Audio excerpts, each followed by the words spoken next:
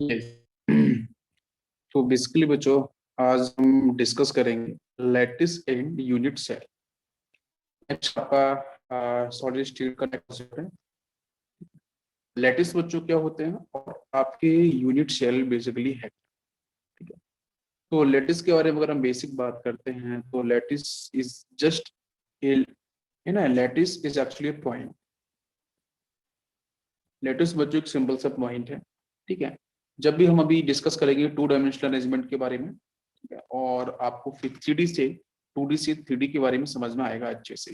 ठीक है, तो 2D जब अरेंजमेंट की बात करेंगे तो ऑन पेपर, ठीक है, हम पेपर बेस्ड स्टडी करेंगे। ठीक? तो पहले तो बात करते हैं कि लैटिस क्या है, लैटिस पॉइंट क्या है। ठीक है, तो लैटिस पॉइंट का मतलब है बेसिकली एक पोजीशन क्रिस्टल लैटिस के अंदर, जो हम क्रिस्टल लैटिस का फॉर्मेशन करेंगे। ठीक है, तो इसको मैं यहाँ पे बिल्कुल इसको डिफाइन कर सकता हूँ कि it is the position, it is the position in crystal lattice, in crystal lattice where constituents particle, ठीक है, where constituents particle is located. ठीक है, मतलब जहां पे इसके कोऑर्डिनेट होंगे, जहां पे प्रेजेंट होगा। ठीक है, इसका बेसिक मतलब ये है। तो लैटिस, आपको लैटिस का देखो बेसिक मतलब क्या है कि लैटिस का मतलब है एक पोजीशन। ठीक है, जो भी हम ये जो मैंने यहाँ पे जो बात कर रहा हूँ क्रिस्टल लैटिस की, ये आपका 3 डायमेंशनल होगा। तो 3 डायमेंशनल जो है एक्स वाई और जेड एक्सिस, इसमें कोई एक फिक्स पोजीशन, ठीक है, उस पोजीशन को हम कैसे रिलेट कर रहे हैं कि बेटा जो जो भी कॉन्स्टेंट पार्टिकल्स प्रेजेंट होंगे उस पर्टिकुलर पोजीशन के ऊपर। ठीक है, तो वो एक जो फिक्स पोजीशन, जैसे मैं बोलूं कि भाई यूनिवर्स है, यूनिवर्स में आपकी जो पोजीशन, जिस पोजीशन पे आप हो, आपका जो कोऑर्डिनेट है एग्जैक्टली हर किसी कोई ना कोई कोऑर्डिनेट होता है। ठीक है, तो अगर मैं बात कर रहा हूँ बेटा यहाँ यूनिवर्स को लेके, उस यूनिवर्स में जैसे किसी एक कोई स्टूडेंट ए, उस स्टूडेंट से कोई ना कोई बच्चों एक्स वाई और जेड, ये तीनों कोई ना कोई वैल्यूज होंगी। मेरी बात समझ में आ रही है? तो कोई ना कोई कोऑर्डिनेट आपको यहाँ पे देखने को मिलेगा एक्स वाई और जेड एक्सिस। क्लियर? तो एग्जैक्टली वो जो आपका कोऑर्डिनेट होगा वो क्या डिफाइन करेगा, वो डिफाइन करेगा कि इस ए, ये जो है इसकी पोजीशन क्या है। तो एग्जैक्टली वही मैं बात कर रहा हूँ कि क्रिस्टल लैटिस एक यूनिवर्स है, उसमें एग्जैक्टली कोई ना कोई एक जो पोजीशन है, वो पोजीशन बच्चों क्या डिफाइन करेगी, लैटिस पॉइंट। अब क्लियर हो गया? तो आप क्रिस्टल लैटिस बोलो, आप स्पेस लैटिस बोलो या 3D लैटिस बोलो, बात एक ही हो। Lattice point is clear. ठीक है, चलो इसको है ना प्रैक्टिकल एग्जांपल समझने की कोशिश करेंगे। देखो, before discussing the periodic term patterns of atomic arrangement in crystals, we need to look into arrangement of points in space is periodically repeating pattern. This leads us to concept of space lattice. Space lattice का मतलब है crystal lattice, ना, जिसका मतलब crystal lattice या इसी का मतलब है 3D लैटिस। ठीक है, तो ये क्रिस्टल लैटिस 3D लैटिस हम कैसे बनाएंगे? तो एक्चुअली कहीं ना कहीं बच्चों छोटे छोटे जो पॉइंट्स हैं, हर एक पॉइंट को कहीं ना कहीं मिलाएंगे आपस में, और उन पॉइंट्स को हम स्टडी करेंगे, मतलब लैटिस पॉइंट को हम स्टडी करेंगे। तो लैटिस पॉइंट को जो हम अरेंज करेंगे एक पर्टिकुलर साइंटिफिक ऑर्डर के अंदर, मैनर के अंदर, डायरेक्शन के अंदर, जहाँ पे उनकी डिस्टेंस जो होगी वो आपकी इक्वल होगी। ठीक है, तो उसी के बेस पे यहाँ पे आपका लैटिस जो 3D होगा, 3D लैटिस होगा, ये जो क्रिस्टल लैटिस होगा, जो स्पेस लैटिस होगा, उसका फॉर्मेशन होगा। क्लियर? यस। तो a space lattice provides the framework with reference to which crystal structure can be described. ठीक है, तो लैटिस पॉइंट्स को हम लोग यहाँ पे देखने वाले हैं। तो पहला पॉइंट बेटा, what is the mean of lattice? तो it is the periodic arrangement. अगर मैं वैसे बोलूं कि बेटा लैटिस पॉइंट तो समझ में आपको आ गया होगा, लेकिन आपका एग्जैक्टली आपका 3D लैटिस क्या मतलब क्या है, 3D लैटिस का मतलब क्या है, स्पेस लैटिस का मतलब क्या है? तो सिंपल सा बेटा, 3 dimensional arrangement of constituent particle in space. ठीक है, तो जो 3D अरेंजमेंट है, ठीक है, इसको बच्चों जो आपके कॉन्स्टिट्यूएंट पार्टिकल्स होंगे, उन पार्टिकल्स का 3 डायमेंशनल अरेंजमेंट। अब वो जो पार्टिकल्स होंगे आपको पता है, हम लैटिस पॉइंट से डिफाइन करेंगे एग्जैक्टली। तो लैटिस पॉइंट का रिपीटेशन, लैटिस पॉइंट का अरेंजमेंट क्या, कहा बेटा 3 डायमेंशनल एक्सिस के अराउंड। ठीक है, एक्स वाई जेड एक्सिस में, स्पेस के अंदर। तो ये जो आपका पार्टिकल्स का जो अरेंजमेंट होगा स्पेस के अंदर, उसी को बच्चों हम लोग बोलते हैं कि फॉर्मेशन का वही आपकी होगी 3D लैटिस। ठीक है, या हम लोग इसको बोल सकते हैं this is called crystal lattice. ठीक है, इसी को हम बोलते हैं। इसको एक बार देखते हैं। It is the periodic arrangement of points, ठीक है, lattice points such that the environment at any point is the same at any other point. Every point in lattice should have same surroundings. इसका basic मतलब ये है, समझना बच्चों ध्यान से, भी आपको डायग्राम समझ में आएगा। जैसे मैं सिंपल से बोलूं कि भाई यहाँ पे एक पॉइंट, एक आपका लैटिस पॉइंट है, यहाँ पे आपका बी लैटिस पॉइंट है, यहाँ पे आपका सपोज सी लैटिस पॉइंट है, एंड यहाँ पे आपका डी लैटिस पॉइंट है, और इसके अराउंड अगर मैं बात करूं, यहाँ पे एक लैटिस पॉइंट है बी के अराउंड, सी के अराउंड, ठीक है। इधर नीचे भी अगर मैं बात करता हूँ, तो ये जो डिस्टेंस है एक लैटिस पॉइंट्स के दूसरे लैटिस पॉइंट्स के बीच की डिस्टेंस की बच्चों कैसी होनी चाहिए, सेम डिस्टेंस होनी चाहिए, ठीक है, सेम डिस्टेंस। और एज वेल उसने बोला है कि जो सराउंडिंग्स है, जो उसके आसपास का जो सराउंडिंग्स है, ऐसा होना चाहिए, का मतलब है कि भाई जो एक लैटिस पॉइंट डिफाइन किया है, जो एक एटम मैंने यहाँ पे डिफाइन किया है, वही सेम एटम की जो प्रॉपर्टीज है वो बार बार रिपीट होनी चाहिए। क्या आपको मेरी बात समझ में आ रही है? क्लियर? ओके। तो वही यहाँ पे हो रहा है कि बेटा सेम सराउंडिंग का मतलब यही है। जैसे as an example, consider a 2 dimensional square array of points on the figure. ये फिगर आपको नीचे में एक्सप्लेन करूंगा अभी। By repeated translation of 2 vectors a and b on the paper, we can generate the square array, ठीक है। Square array को अपन जनरेट करेंगे एक्स बाई एक्सिस के अलॉन्ग। पेपर के ऊपर बात करेंगे पहले 2D फिर 3D। The magnitude of a and b are equal, can be taken to the UT. The angle between them is 90 degree. A and B are fundamental translation vector, ठीक है, that generate the square array। बिल्कुल बेटा translation जो आपके vectors हैं square array को generate करेंगे to ignore end effect, ठीक है। एंड इफेक्ट का मतलब क्या है कि जब हम सपोज मान के चलो आप कोई कॉपी लेके बैठे हो, है ना, आप एक 2 डायमेंशनल शीट पे आप बैठे हो, आपको आपके सामने रखी है, आप उसके एंड पॉइंट पे फोकस नहीं करना, फोकस किस पे करना है, जो भी आपके लैटिस पॉइंट है, वो लैटिस पॉइंट जो अरेंजमेंट है वो क्या सिमिलर फैशन में अरेंजमेंट है। एग्जैक्टली अगर सिमिलर फैशन में अरेंजमेंट होगा तो वहां से जब इसने स्क्वायर एरे बोला है तो मतलब ये जो डिस्टेंस है, ये जो डिस्टेंस हम बात कर रहे हैं, सपोज ए डिस्टेंस है, बी है, ये सी है, ये डी है, तो A is equal to B is equal to C is equal to D, ये बिल्कुल फॉलो होनी चाहिए, तभी आपका जो बॉन्ड एंगल है वो आपको 90 डिग्री देखने को मिलेगा। क्लियर?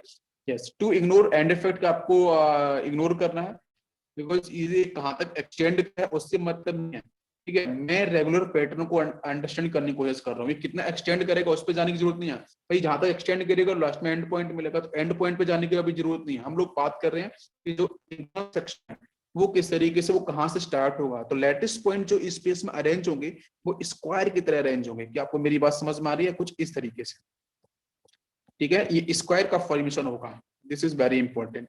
यहाँ पे बॉन्ड एंगल आपको हर जगह 90 डिग्री होगा, बॉन्ड लेंथ भी क्या होगी, बराबर होगी। क्लियर? यस। तो यहाँ पे हम लोग ट्रांसलेशनल वेक्टर की हम यूज कर रहे हैं जिसे स्क्वायर एरिया का फॉर्मेशन करेंगे। Yes. To ignore end effect near the boundary, we will assume that the array can be extended infinitely, ठीक है, if we locate ourselves at any point in the array and we look in a particular direction that lies on the plane of paper, the scenery is the same irrespective of where we are, ठीक है। तो हम किसी भी position पे हो सकते हैं, उससे मतलब नहीं है, ठीक है, लेकिन ये बात क्लियर है कि वहां पे कहीं ना कहीं आपका स्क्वायर एरे आपका जनरेट हो रहा होगा आपके ट्रांसलेशन वेक्टर के थ्रू। समझने की कोशिश हम लोग करते हैं। देखो बच्चों, यहाँ पे ये बहुत सारे आपके लैटिस पॉइंट आपके यहाँ पे जनरेट किए गए हैं, ठीक है। तो एक लैटिस पॉइंट से दूसरे लैटिस पॉइंट की डिस्टेंस हमेशा आपकी इक्वल है, चाहे आप एक्स एक्सिस में जाओ, बिकॉज यहाँ पे दो ही एक्सिस को लेकर बात की गई है, एक्स और वाई एक्सिस, बिकॉज बच्चों हम पेपर पे स्टडी कर रहे हैं इसको, ठीक है, 2 डायमेंशनल स्टडी हम लोग कर रहे हैं। तो सपोज मान के चलो मैंने कोई लैटिस पॉइंट को चूज किया, मैंने यहाँ पे इसको चूज किया, और बच्चों यहाँ पे इसकी यूनिटी डिस्टेंस मान ली, suppose it is unity distance 1 मान लिया, यहाँ पे यूनिटी डिस्टेंस आपकी इधर 1, ठीक है। तो अब यहाँ से ये भी डिफाइन किया गया है कि बच्चों इन दोनों का जो रिजल्टेंट आएगा, सपोज ये ए वेक्टर है, ये सपोज बी वेक्टर है, दोनों का जो रिजल्टेंट आएगा वो कुछ यूं आएगा, √2। तो डिस्टेंस के बारे में मतलब आप ये देखो कि इस पॉइंट से इस पॉइंट की डिस्टेंस क्या √2, तो किसी भी वेक्टर को उठा के देखो आप, यहाँ से इसकी पॉइंट डेफिनेटली √2 ही निकल के आएगी, बिकॉज मैंने यूनिटी माना है। अब किसी पॉइंट को यहाँ से यहाँ देखो, अब इस पॉइंट से इस पॉइंट पे देखो, हर जगह आपकी जो वैल्यू √2, तो इसका मतलब क्या हुआ, एक फिक्स जो आपने जिसके ऊपर आप स्टडी करना चाह रहे हो, जिस लैटिस पॉइंट के ऊपर, उस लैटिस पॉइंट से जो नियरेस्ट डिस्टेंस होगी मतलब डायगोनली वो आपकी √2 होगी, ठीक है। अगर आप किसी भी एक्सिस के अलोंग अगर आप बात कर रहे हो तो आपका ये क्या, ये आपका यहाँ पे 1 मैंने माना था डिस्टेंस, यहाँ से इसकी डिस्टेंस आपकी 1 थी, तो डायगोनल ये डिस्टेंस है, डायगोनली बात करेंगे तो कितना आएगा √2, वैसे भी √2 ही आता है, ठीक है, हम ये स्क्वायर को हम स्टडी करते हैं। अच्छा, फिर उसके बाद अगर देखो यहाँ पे थोड़ा सा हम इस डायरेक्शन के अगर ट्रेवल कर रहे हैं भाई, देखो नेक्स्ट ये देखो, एक तो इस लेटेस्ट पॉइंट को समझते हैं जरा, एक लेटेस्ट पॉइंट तो आपका यहाँ पे जनरेट हो जाएगा, एक लेटेस्ट पॉइंट आपका यहाँ पे जनरेट हुआ, तो इस लेटेस्ट पॉइंट यहाँ से और इस लेटेस्ट पॉइंट के जो अपोजिट डिस्टेंस है, this opposite distance is called √5, तो ये √5 निकल के आती है। तो कहीं से भी देख लो आप, यहाँ से जरा यहाँ की डिस्टेंस देखोगे तो √5 आएगी, ठीक है, यहाँ से आप यहाँ की डिस्टेंस देखोगे तो √2 आएगी, लेकिन अगर यहाँ से आप ये वाली डिस्टेंस देखोगे तो √5 आएगी। अब बात समझ में आ रही है? तो ये बिल्कुल फिक्स है, ये जो डिस्टेंस आपको दिख रही है डायगोनल डिस्टेंस हो, चाहे वो √2 हो चाहे वो √5 हो, ये बिल्कुल एग्जैक्टली बच्चों क्या है, बिल्कुल फिक्स है। और ये जो आपकी बॉन्ड ये जो आपकी लेंथ जनरेट हो रही है, ये लेंथ आपकी एग्जैक्टली किसी भी पॉइंट पे, अगर आप, मैंने सपोज इस पॉइंट पे ऑब्जर्व किया था, आप इस पॉइंट पे ऑब्जर्व करके देखो यहाँ से, तो वो भी आपकी जो लेंथ आएंगी वो √2 √5 आएंगी, किसी पॉइंट पे देख लो, तो एग्जैक्टली सेम वैल्यूज आपकी रिपीट हो रही है। हम पेपर की बात कर रहे हैं ना, ठीक है, तो पेपर में किसी भी पॉइंट का लेटेस्ट पॉइंट मान लो, उस लेटेस्ट पॉइंट से आप 1 यूनिट डिस्टेंस इधर चलना, 1 यूनिट डिस्टेंस आप इधर चलना, ये एक्स एक्सिस में, वाई में, इनकी रिजल्टेंट अगर वेक्टर लोगे तो यहाँ पे बेटा √2 आएगा।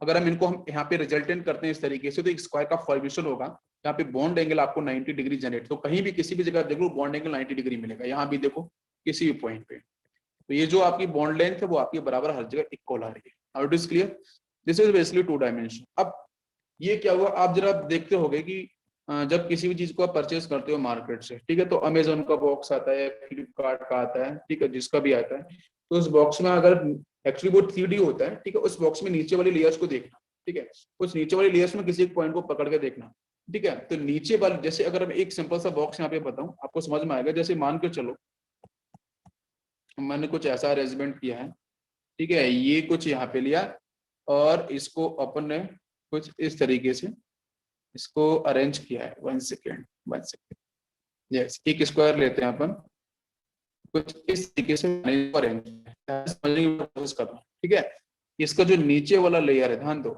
इसका जो नीचे वाला जो लेयर होगा इट इज एग्जैक्टली 2 डायमेंशनल, समझ में आ रहा है?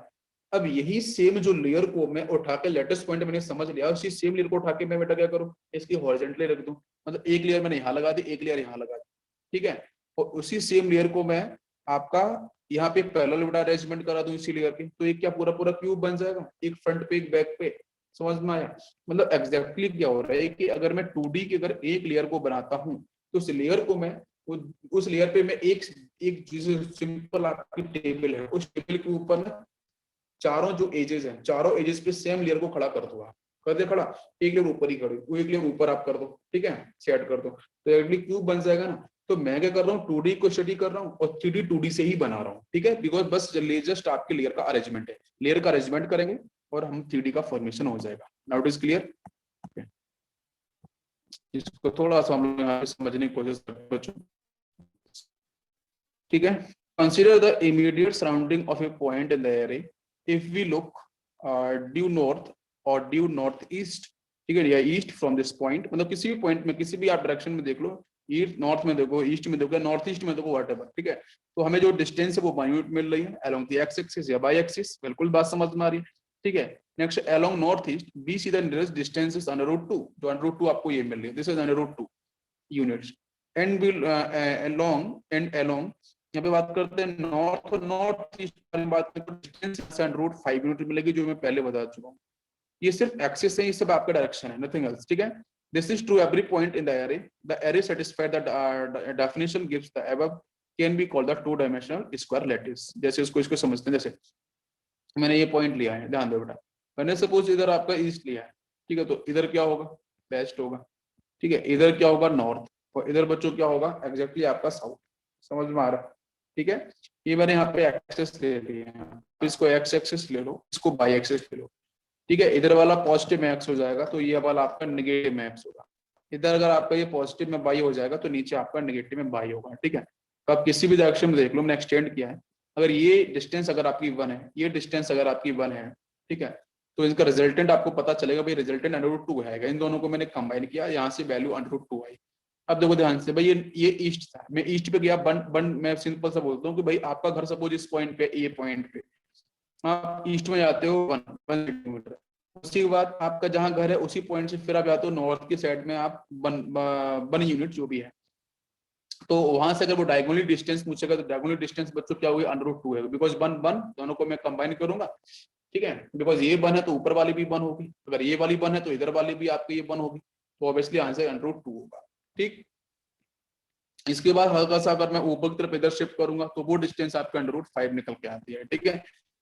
तो ये कुछ कौन सा एक्सप्लेनेशन था, यहाँ पे आपको 2 डायमेंशनल एरे के बारे में बहुत ही बढ़िया से समझ में आ गया। Yes,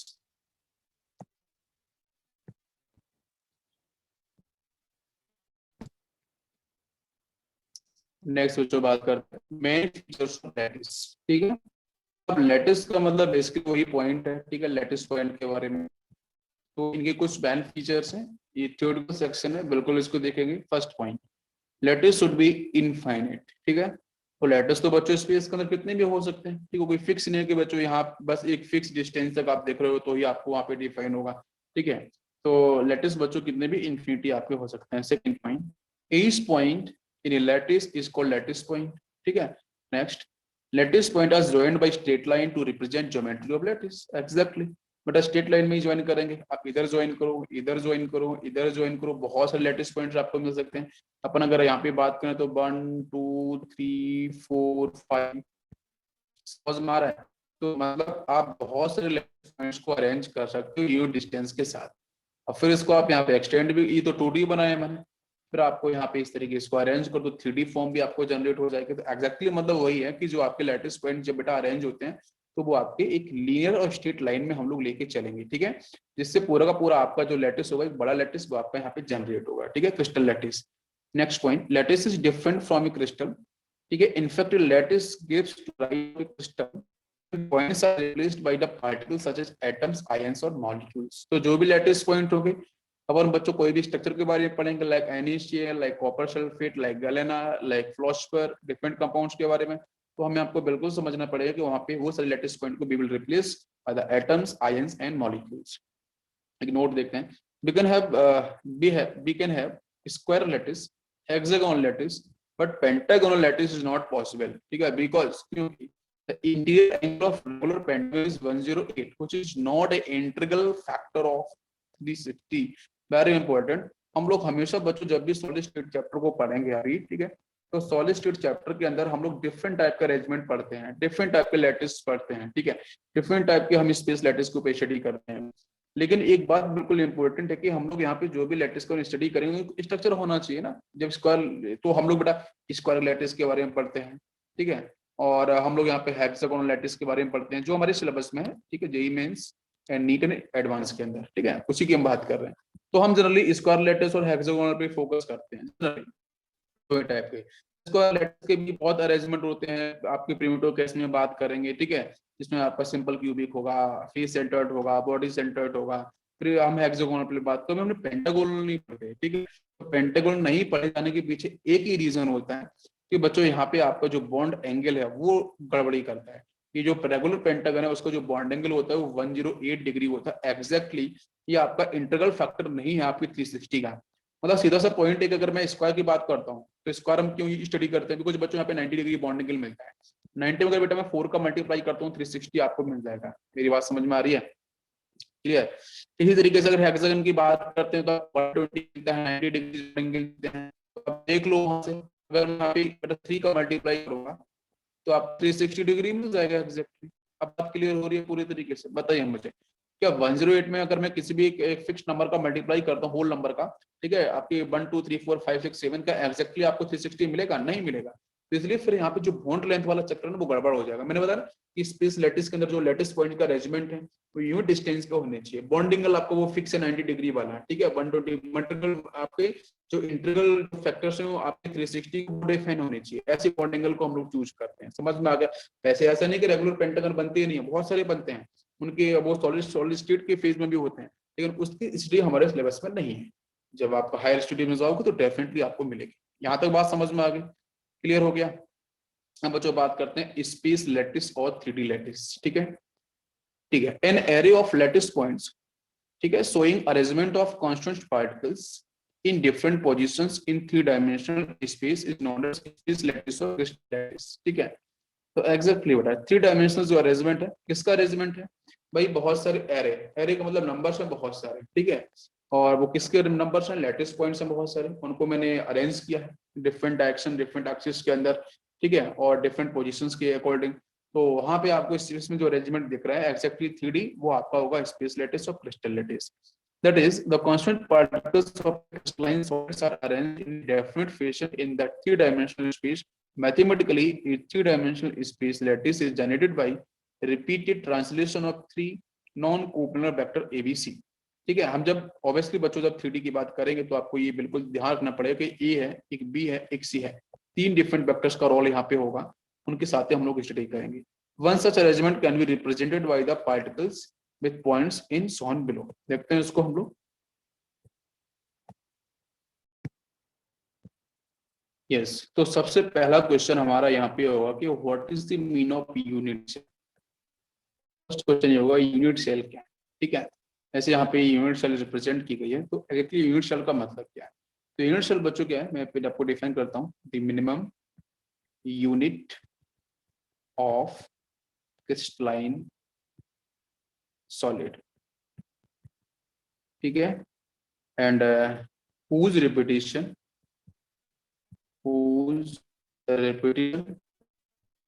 provide complete crystal structure, complete crystal structure। ठीक है, तो मैं एक बार फिर से रिपीट करता हूँ, exactly what is the mean of unit cell. आप उसको ऐसे रिलेट करो जैसे ह्यूमन बॉडी है बेटा, ठीक है, एनिमल्स है, ठीक है, प्लांट्स हैं, तो उनके अंदर बच्चों एक बेसिक पार्ट का है आपकी एनिमल सेल। वो उस एनिमल सेल को बच्चों बार बार रिपीट किया गया होगा तो आपके टिश्यूज का फॉर्मेशन हुआ है। ठीक है, देन आपके ऑर्गन्स का फॉर्मेशन हुआ, देन ऑर्गन सिस्टम पूरा, देन उसके बाद बच्चों होल बॉडी। तो एग्जैक्टली किसी भी सॉलिड को रिफाइन करना है, किसी भी क्रिस्टलाइन सॉलिड को, तो उसका जो बेसिक पार्ट है, जो उसका रिपीटिंग यूनिट है, उसको जानना बहुत जरूरी है। तो वही बच्चों बात कर रहे हैं कि एग्जैक्टली यूनिट सेल है क्या। तो यूनिट सेल को बनाने, जब यूनिट सेल को बनाया तो मैंने किस पे फोकस किया था बच्चों, लैटिस पॉइंट पे, समझ में आ रहा है, जो क्रिस्टल लैटिस बन गया था स्क्वायर। अब उस स्क्वायर को मैं बार बार रिपीट करूंगा तो कंप्लीट होल स्ट्रक्चर एक सॉलिड जनरेट होगा। तो एग्जैक्टली तो जो एक स्क्वायर होगा वही बेटा होगी आपकी यूनिट सेल। लेकिन minimum unit of crystalline solid, ठीक है, whose repetition provide complete crystalline structure, उसको हम बोल सकते हैं यूनिट सेल। और इज क्लियर। तो देखते हैं इसको हम लोग यहाँ पे।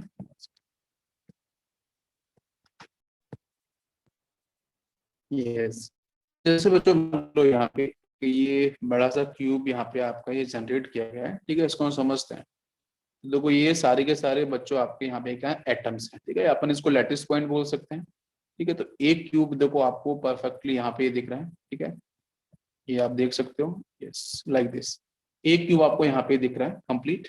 अब इस क्यूब को अगर देखो बच्चों मैं यहाँ पे रिपीट करता हूँ तो सिमिलर क्यूब आपको ऊपर दिखाई देगा, फिर नेक्स्ट क्यूब इसके बैकग्राउंड में होगा यहाँ पे, फिर एक यहाँ पे ये डिफरेंट क्यूब्स है। इसी तरीके से सेम आपको नीचे मिल रही होगी। आप इसको जरा इमेजिन करो, जैसे बॉक्स आते हैं ना, एग्जैक्टली स्क्वायर शेप की बॉक्स है, उन बॉक्स का सिंपल सा अरेंजमेंट है। ठीक है, आप इसको इस तरीके से आप स्टडी कर सकते हैं। अपन ध्यान दो, एक स्क्वायर बॉक्स ये हो गया, एक इसके जस्ट पीछे हो गया, एक इसके जस्ट ऊपर रख दो, एक इधर रख दो पीछे। ठीक है, तो सिंपल ये सारे के सारे जो बॉक्स इनकी जो लेंथ है, मतलब ये जो लेंथ है, ये सारी लेंथ आपकी बराबर है, बॉन्ड एंगल आपका 90। तो किसी एक को हम निकालेंगे, अगर ये क्यूब को मैंने निकाला और इस क्यूब को मैं कंटिन्यूअस रिपीट करता जाऊं तो रिपीट करूंगा तो बेटा होल स्ट्रक्चर जनरेट हो जाएगा, बहुत बड़ा जायंट स्ट्रक्चर आपका बन सकता है। तो उसी को निकालेंगे, उसी को स्टडी करेंगे मैथमेटिकली, और आंसर आपके सारे यहीं से बनेंगे। तो मैंने इस क्यूब को यहाँ से बाहर निकाला, ठीक, और बाहर निकालने के बाद यहाँ से बच्चों बिल्कुल फोकस करना है कि बॉन्ड एंगल पे। ठीक है, तो क्या किया मैंने यहाँ से इंटरफेशियल एंगल पे बात करेंगे पहले एग्जैक्टली। ठीक है, इंटरफेशियल,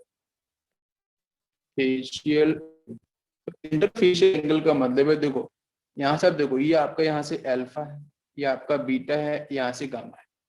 ठीक है, तो जस्ट अब यहाँ से क्या है कि इनकी जो बॉन्ड लेंथ है उनको भी समझना जरूरी होता है। यस, तो क्या करना बेटा, अल्फा के जो अल्फा, देखो जो अल्फा एंगल है ना उसका पॉइंट में ए को रखो, this is a. Beta angle है, बीटा यहाँ पे बीटा के पॉइंट में रखना है आपको बी, है ना, बॉन्ड लेंथ की बात कर रहा हूँ मैं। गामा के पॉइंट रखना है आपको सी। तो इसको मैं आपको यहाँ पे थोड़ा समझ देता हूँ इस तरीके से, आपको समझ में आएगा बहुत अच्छे से। जैसे इस तरीके से सपोज मान लेते हैं कि यहाँ पे डिस्टेंस ए है, ये डिस्टेंस आपके सपोज यहाँ पे बी है, ये डिस्टेंस आपकी ओरिजिन से सी है, वो आपके 0,0,0 है, ठीक है, ये आपका यहाँ पे ओरिजिन है। एंगल को अगर देखो यहाँ पे ए दिख रहा है ना, तो एक लॉजिक बता रहा हूँ, वो लॉजिक फॉलो करना, तो मैथमेटिकल क्वेश्चन सॉल्व करने में दिक्कत नहीं होगी। ए एज लेंथ है ना, तो इसके अपोजिट में यहाँ पे रखना अल्फा एंगल। ये बी दिख रहा है ना इस सेक्शन, इसका उल्टा मतलब यहाँ पे ये आपका बीटा। सी इधर दिख रहा है इसका उल्टा। या फिर आपको कभी ऐसे एंगल दिया जाए तो भी आप उनको निकाल सकते हो। जैसे मैंने मानो चलो यहाँ पे अल्फा दे दिया, तो अल्फा के अपोजिट वाला ए एज लेंथ आप रखना, मतलब यहाँ पे ये होगा ये डिस्टेंस। अगर मैंने माना कि यहाँ पे सपोज बीटा है, तो बीटा के अपोजिट कौन सा होगा, ये वाली लेंथ, तो आप इसको भी मान सकते हो। यहाँ पे गामा है, इसका अपोजिट वाला कौन सा, सी। तो ये थोड़ा सा आपको ध्यान रखना पड़ेगा कि जो एज लेंथ है इसको थोड़ा गड़बड़ नहीं करना है, बिकॉज इसको सही से फॉलो करना पड़ेगा, तभी आपको समझ में आएगा। जैसे मैं चलो स्क्वायर को तो मैंने समझा दिया, मैंने सपोज हेक्सागन ले लिया, हेक्सागोनल स्ट्रक्चर, तो फिर कैसे आप समझोगे, तो जरा ध्यान दो। हेक्सागन की अगर मैं बात करता हूँ तो नीचे आपको 6 एटम का अरेंजमेंट अपर लेयर में भी यहाँ मिलेगा, ठीक है। आप इनको लेंथ तो कनेक्ट कर सकते हो, इसके साथ मैंने यहाँ पे कनेक्ट कर दिया, ठीक है, ये लेंथ मैंने यहाँ कनेक्ट करी, इसके साथ मैंने इसको थोड़ा सा ये गड़बड़ कर गया, ठीक है, इसको थोड़ा समझ लेते हैं। इस पॉइंट से मैंने इसको कनेक्ट किया है कुछ इस तरीके से, समझ में आ रहा है। ये कुछ आपको यहाँ पे हेक्सागन टाइप का दिखता है। अगर मैं यहाँ पे लेंथ की बात करूँ, तो मैंने सपोज किसी पॉइंट पकड़ लिया और उसके हिसाब से हम लोग यहाँ पे एंगल और लेंथ की बात करेंगे। जैसे सपोज मान लो मैंने यहाँ पे एंगल लिया है अल्फा, अपोजिट लेंथ कौन सा होगा, ये वाला होगा, इसको ए मानना पड़ेगा। इसके बाद मैंने सपोज माना यहाँ पे बीटा, ये आपका बीटा एंगल है, इसका अपोजिट वाला कौन सा होगा, ये वाला, इसको मानना है आपको बी लेंथ, बिल्कुल फिक्स रखना यही। इसके बाद सपोज माने मान चलो एक पॉइंट पे यहाँ पे गामा ले लिया, तो गामा का अपोजिट आपका ये होगा, इसको सी मानना है।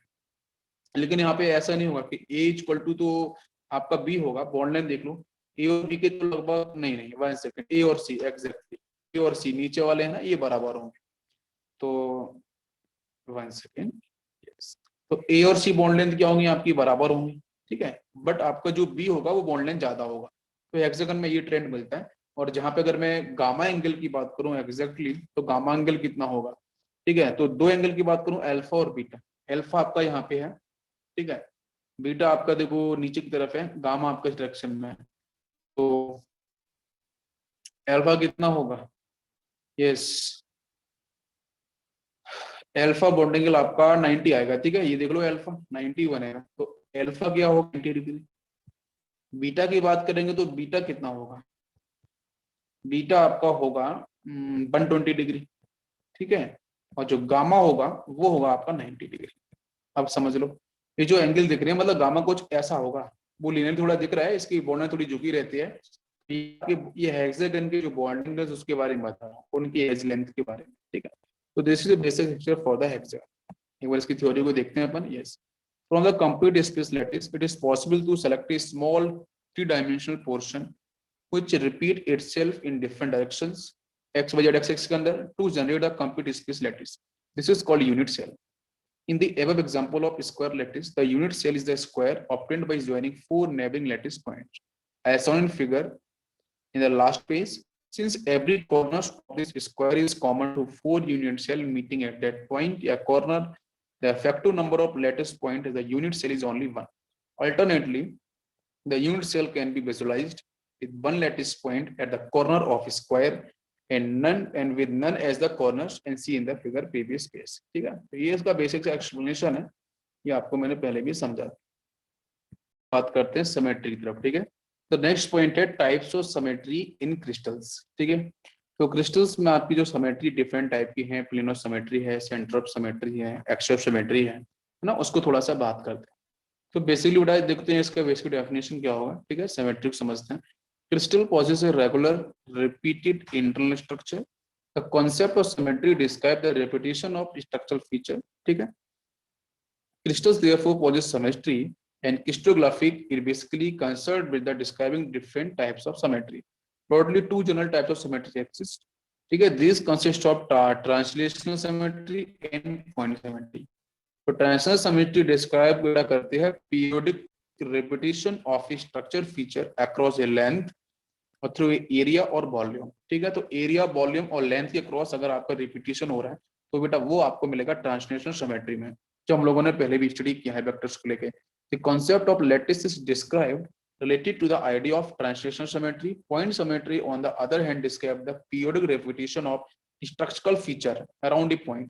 तो किसी पॉइंट के अराउंड अगर आपका सिम अगर आपकी रिपीट हुई तो उसको अपन this is called point symmetry. अगर बच्चों एरिया है, लेंथ है, वॉल्यूम है, अगर उसका सेम रिपीटिशन हो रहा है स्ट्रक्चर के अंदर तो this is called translation symmetry, ठीक है। तो हम बात करेंगे यहाँ पे इस सिमेट्री को on the basis of reflection, rotation, inversion, all point symmetries. तो सबसे पहले बात करेंगे रिफ्लेक्शन। रिफ्लेक्शन को हम लोग बोलते हैं प्लेन ऑफ सिमेट्री। रिफ्लेक्शन को हम लोग क्या बोलते हैं? Plane of symmetry. मतलब बेसिकली है कि कोई भी एक ऑब्जेक्ट आपको दिया गया है, ठीक है, जैसे ए ऑब्जेक्ट दिया गया है, इसकी अपन क्या मिरर इमेज, रिफ्लेक्शन का मतलब बच्चों क्या है? मिरर इमेज जनरेट करेंगे, ठीक है। तो मिरर जनरेट करेंगे तो ये यही बनेगा ना। मेरी बात समझ में आ रही है? ये बात क्लियर हो रही होगी, ठीक है। तो ये ए की एग्जैक्टली तो सेम यही मिरर इमेज बनेगी। भाई मिरर इमेज में क्या होता है? लेफ्ट वाला राइट होता है, राइट वाला लेफ्ट में होता है, ठीक है। तो यहाँ का ये अगर आपका ये लेफ्ट वाला है तो यहाँ पे राइट में शिफ्ट हुआ होगा, और यहाँ पे आपका ये राइट में है तो यहाँ पे आपके लेफ्ट में शिफ्ट हुआ होगा। लेकिन आपकी जो यहाँ जो इमेज जनरेट हुई है उस इमेज के ऊपर अगर इस ऑब्जेक्ट को रख रहे हो, ये पूरी तरीके से सुपर इम्पोज कर रही है। अगर ये सुपर इम्पोज कर जाएगी तो इसका मतलब बेसिकली क्या होगा? क्या यहाँ पे सिमेट्री प्रेजेंट होगी। एग्जैक्टली बच्चों, यहाँ पे आपका बिल्कुल सिमेट्री होगा, तभी इसको सुपर इम्पोज करेगा, राइट। ओके, तो देखते हैं रिफ्लेक्शन को समझते हैं। Reflection occurs when a motif on one side of plane, ठीक है, passing through the centre of crystals. जैसे नाम से है प्लेन ऑफ सिमेट्री। तो पहले समझ लेते हैं प्लेन ऑफ सिमेट्री का बेसिक मतलब क्या है। एक इमेजिनरी प्लेन, एक इमेजिनरी प्लेन आपका होना चाहिए, ठीक है। और वो पॉइंट से क्या होगा बच्चों? सेंटर से ही पास होगा, बिकॉज मुझे सेंटर ऑफ, मुझे यहाँ पे सिमेट्री चाहिए। तो सिमेट्री के लिए क्या होगा बेटा? कोई भी ऑब्जेक्ट होगा, उस ऑब्जेक्ट, जैसे मैंने यही ऑब्जेक्ट ले लिया सपोज, ठीक है, क्यूब ले लिया। अब इस क्यूब का जो सेंटर होगा वहां से पास होगा। अब एक बेसिकली बच्चों यहाँ पे प्लेन होगा। प्लेन मतलब, अब प्लेन का मतलब आप इस तरीके से ले सकते हो, एक ये प्लेन मैंने पास कराया, एक प्लेन सपोज मैंने यहाँ से इस तरीके से हॉरिजेंटली पास कराया, एक वर्टिकली पास कराया, ठीक है। तो इस तरीके से डिफरेंट प्लेन आप यहाँ पे इन्फिनिटी प्लेन आप पास करा सकते हो, लेकिन एक कंडीशन मस्ट है कि वो कहाँ से जाना चाहिए? सेंटर से जाना चाहिए, मॉलिक्यूल के सेंटर से पास होना चाहिए, ठीक है। यस, तो said to be reflected across the mirror plane in which divide the crystals. In other terms, it is an imaginary plane, ठीक है, which passes through the center of crystal and divided into two equal portions, such that one part is exactly the mirror image of the other. A cubic crystals like initial possess in all 9 plane of symmetry, ठीक है, 9 plane of symmetry, in rectangular plane of symmetry, and 6 आपकी diagonal plane of symmetry. तो plano symmetry पे अगर questions आता है तो बच्चों डायरेक्टली आपके यहाँ पे क्या होते हैं भाई? सिमेट्री पे अगर क्वेश्चंस आएगा तो आपको सिर्फ नंबर पूछेगा, हो सकता है कि इनिशियल की स्ट्रक्चर है उसके बारे में ही पूछे, तो आपको ये जरूर ध्यान रखना है। तो प्लेनो सिमेट्री एक्जैक्टली मतलब क्या है? रिफ्लेक्शन। क्या मतलब इसका? रिफ्लेक्शन। रिफ्लेक्शन जैसे दिमाग में आएगा तो हम किधर भागेंगे बच्चों? कि भाई जो मिरर है, उस मिरर के सामने जो भी व्हाटएवर आपका कोई भी ऑब्जेक्ट रखा होगा, उस ऑब्जेक्ट की बनने वाली आपकी जो इमेज होगी मिरर के अंदर, तो वो जो इमेज उस ऑब्जेक्ट की होगी, तो वो इमेज पूरी तरीके से इस ऑब्जेक्ट को ओवरलैप करनी चाहिए। ये ऑब्जेक्ट को उठाओ, उस इमेज के ऊपर रख दो, अगर ओवरलैप कर गया तो मतलब वहां पे आपको सिमेट्री मिलेगी। और कौन सी सिमेट्री? प्लेनो सिमेट्री। बिकॉज प्लेनो सिमेट्री का मतलब ही क्या है? रिफ्लेक्शन, ठीक है। तो बनने वाली इमेज को पूरी तरीके से सुपर इम्पोज करना चाहिए, उसका बेसिक मतलब यही है। क्लियर हो गया? ओके, तो देखते हैं थोड़ा सा यहाँ पे इसके स्ट्रक्चर्स को, कि जो हमारी रेक्टेंगुलर जो प्लेनो सिमेट्री है आपके 3 प्लेन को दिखाई गए। देखो, एक आपका ये क्या है? ये आपका यहाँ पे this is the horizontal exactly, ठीक है। हॉरिजॉन्टल हम पीओएस बोल सकते हैं, प्लेनो सिमेट्री। और ये आपका यहाँ पे है वर्टिकल पीओएस, ठीक है। और एक आपको यहाँ पे ये दिखाई गई है, ठीक है। तो ये भी एग्जैक्टली आपकी वर्टिकली है, बट आपके एक्सिस डिफरेंट है, ठीक है। ये कुछ इस तरीके से यहाँ पे की गई है और ये आपका कुछ ऐसे, ठीक है। क्लियर हो गया होगा? ठीक है, प्लेनो सिमेट्री तीनों आपको समझ में आ रही होंगी। देयर आर 6 सच प्लेन्स, ठीक है। आपके यहाँ पे 6 प्लेन्स आपको मिलेंगे, ठीक है। 3 आपको ऊपर मिल रहे हैं, ठीक है, 1 2 3, 3 आपको नीचे मिल रहे हैं। टोटल आपको यहाँ पे अगर मैं क्वेश्चन आता है कि बेटा डायगोनल प्लेनो सिमेट्री, डायगोनली अगर बात करें तो आपको 3 मिलती हैं, ठीक है। क्लियर? ओके, तो वो कौन कौन सी होगी? तो डायगोनल बेटा पता होना चाहिए। तो देखो, आप एक तो यहाँ से इसके साथ ये अरेंज करा सकते हो, ये सिंपल आपको पता होना चाहिए। 1 ये हो गया, ठीक है। डायगोनली देखो आपको ये पीओएस मिल रही है, देखो आधा पार्ट तो इधर मिलेगा ना, ये आधा पार्ट, तो ये आधा पार्ट आधे पार्ट की इमेज बनेगा, लेगा, कवर अप कर देगा, तो आपकी सिमेट्री हो गई ना। ठीक है, तो 1 हो गया, ये 2 हो गया, हम इसके अलोंग करा सकते हैं यहाँ से। ठीक है, तो डिफरेंट आपको पता होना चाहिए किस किस तरीके से। ये 3 हो गया, नेक्स्ट ये 4 हो गया, ये 5 हो गया, ये आपको 6 हो गया। तो अगर क्वेश्चन आता है कि एनी सेल जो स्ट्रक्चर है सॉलिड, अगर वो स्क्वायर शेप में डिफाइन किया जा रहा है उसका यूनिट सेल, तो उसमें डायगोनल प्लेनो सिमेट्री कितनी होंगी, तो आंसर होगा आपका कितना होगा बेटा 6। क्लियर।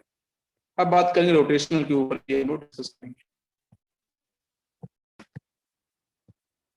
अब बच्चों बात करते हैं रोटेशनल सिमेट्री, इसको हम बोलते हैं axis of symmetry.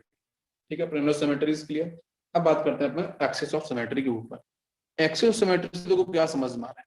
Axis of symmetry समझ कि एक आपका इमेजिनरी एक्सिस है, एक आपका इमेजिनरी एक्सिस है, और वो एक्सिस कहीं ना कहीं जो मॉलिक्यूल है उसके सेंटर से पास हो रहा है ना, मॉलिक्यूल के सेंटर से। कोई भी सिमेट्री है तो मॉलिक्यूल के सेंटर से ही पास होगी, ये आपका मस्ट कंडीशन है। पहले वाले में क्या था प्लेनो सिमेट्री में?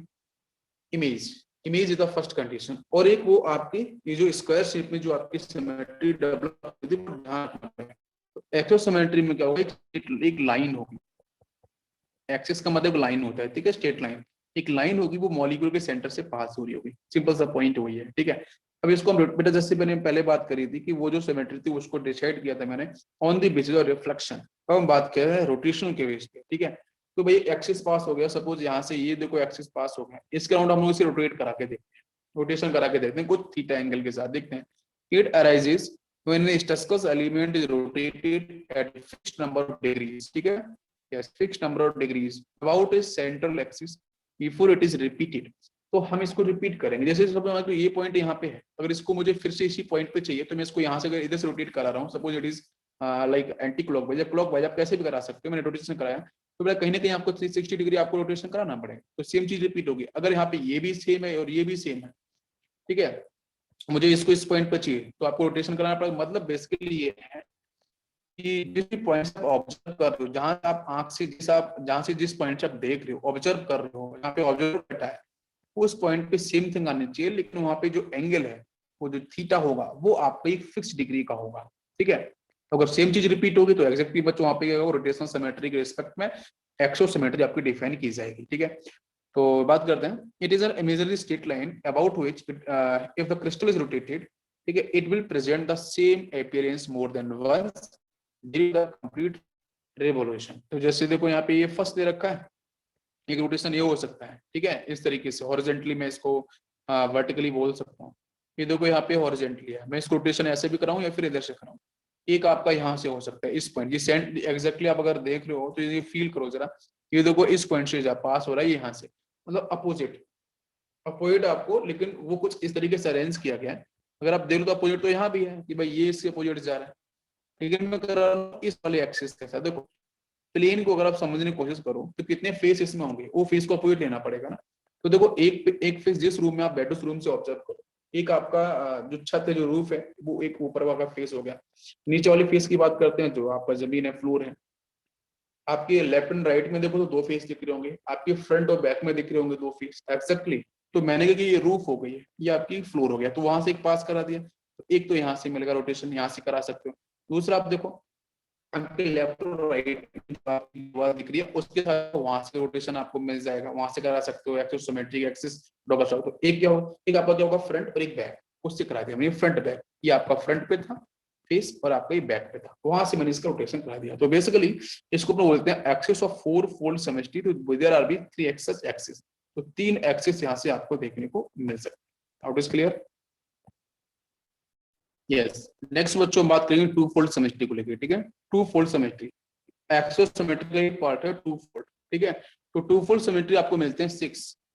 टू फोल्ड सिमेट्री आप देख सकते हो यहाँ से, एक ये आपका हो गया है एज, और आपका एज यहाँ पे हो गया, इस एज के थ्रू मैंने पास कराया। ठीक है, यहाँ पे देखो आप, एक तो एज ये पॉइंट, एक इस पॉइंट पे कट करिए, यहाँ से पास कराया। ठीक है, ये डिफरेंट एजेस को लेके डिफरेंट जो एज है ना वो आपकी यहाँ पे क्या करेगी बच्चों, टू फोल्ड सिमेट्री को जनरेट करती है। ठीक है, तो ये भी देखो एज से पास हो रहा है, डिफरेंट एज से आप पास कर रहे हो, राइट? यस, डिफरेंट एज से पास करा रहे हैं। तो आप अगर एक्सिस सिमेट्री की बात करते हैं, टू फोल्ड सिमेट्री की बात अगर आती है तो उसका आंसर कितना होगा आपका 6 होगा। नेक्स्ट बात करते हैं, अगर आपके यहाँ पे आती है थ्री फोल्ड सिमेट्री, तो उस केस में आपको ध्यान रखना कि भाई वो जो कॉर्नर्स हैं वेरी इंपॉर्टेंट। देखो जब हम बात करते हैं टू फोल्ड सिमेट्री तो आपको क्या फोकस करना है, वेरी इंपॉर्टेंट, कौन सा पॉइंट आपको फोकस करना है भाई, एज, आपको एज से पास करा के देखना है, ठीक है, एज, तो उसका आंसर कितना होगा आपका 6। अगर मैं बात करता हूँ थ्री फोल्ड सिमेट्री, तो देखो टू फोल्ड सिमेट्री में क्या था, हम भाई अपोजिट जो आपके जो फेसेस है हम वहां से पास करा रहे थे, ठीक है, तो वहां से आंसर 3 मिला था। अभी यहाँ से जब मैं बात करूँ कि भाई टू फोल्ड सिमेट्री, तो टू फोल्ड सिमेट्री का एग्जैक्ट मीन क्या होता है कि आप एज से पास, अपोजिट एज से पास कराओ, एज मतलब जो किनारा है, ठीक है। अगर मैं बात करता हूँ थ्री फोल्ड, तो उस केस में क्या करना है, आपको जो पकड़ना है क्या है कि जो भी आप रूम में बैठे हो उस रूम अगर वो स्क्वायर शेप में, आप उसको चेक करो, क्यूबॉइड में है, आप उसको स्क्वायर या क्यूब शेप लेके चलो, आपको समझना है। तो एक कॉर्नर, ठीक है, अपोज ऊपर वाला, एक कॉर्नर आपका नीचे वाला, दोनों के अपोजिट से पास, तो यहाँ से एक सिमेट्री आपको मिल सकती है, यहाँ से पास करो, तो बेसिकली यहाँ से आपको मिलती है 4 एक्सिस ऑफ सिमेट्री। अगर आप टू थ्री फोल्ड सिमेट्री की बात करो, तो मैंने तीनों सिमेट्री की यहाँ पे बात करी है। पहले मैंने यहाँ पे जो 4 डिफरेंट फोल्ड को लेके भी क्वेश्चन आ सकते हैं, तो वो भी आपको यहाँ से सॉल्व हो जाएंगे, नंबर क्लियर हो जाएंगे, ये लेक्चर देख के समझ में आ जाएगा कौन से टाइप का आपका फोल्ड। यस, देखते हैं, axis of symmetry are called diad, triad and आपका tetride and आपका hexide respectively if the original appearance is repeated twice, ठीक है, after an angle of 180 degree, obviously 180 degree के बाद तो उसको ट्वाइस, थ्राइस की बात करते हैं तो 120 डिग्री के बाद रोटेशन होगा, 4 टाइम्स की बात करते हैं तो 90 डिग्री के साथ रोटेशन होगा, 360 होता है ना ओवरऑल तो एक सर्कल के लिए, एंड 6 टाइम्स तो वहां पे आफ्टर एंगल ऑफ 60 डिग्री, ठीक है, इन वन रोटेशन, ठीक है। These axial symmetry is also called two-fold, three-fold, four-fold and six-fold respectively. So in general, if the same appearance of crystal is repeated on rotating, तो वहां पे आपका angle कितना 360 divide by n, ठीक है। तो n का मतलब यहाँ पे जो फोल्ड है, n फोल्ड है of rotation of an imaginary axis, the axis is called n fold axis, ठीक है।